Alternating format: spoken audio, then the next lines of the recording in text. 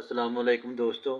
मैं नात गो शायर अली तबस्सम एक पंजाबी कलाम पेश कर रहा जिहदा तलक इस पंजाब कल्चर दे नाल है। ते ज़रा तवज्जो नाल सुनना। ये नज़म मैं लिखी हुई है।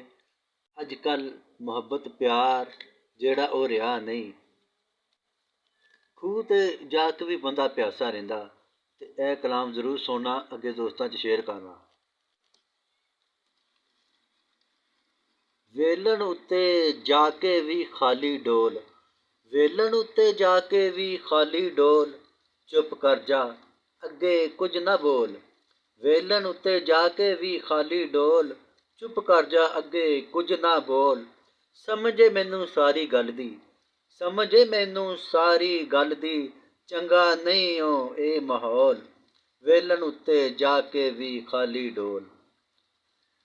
हुण ए खीर लूणी पका लै, हुण ए खीर लूणी पका लै, दुध दे विच पा के चौल। हुण ए खीर लूणी पका ला, दुध दे विच पा के चौल।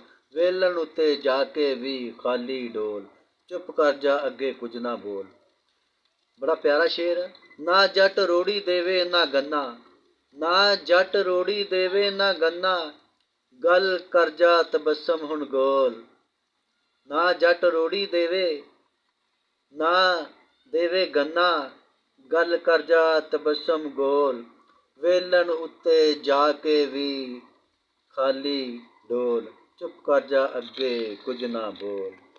साड़ियां प्यार मुहब्बतां इहो जिहियां रह गईयां कि ਕਿਸੇ ਨੂੰ ਕੋਈ ਮੁਹੱਬਤ ਨਹੀਂ, ਕੋਈ ਪਿਆਰ ਨਹੀਂ, ਜਿਹਨੂੰ ਕਹਿੰਦੇ ਕਿ ਖੂਨ ਸਫੇਦ ਹੋ ਗਏ ਆ। ਇਹ ਮੇਰਾ ਕਲਾਮ ਪਸੰਦ ਆਵੇ ਤੇ ਜ਼ਰੂਰ ਅੱਗੇ ਸ਼ੇਅਰ ਕਰਨਾ।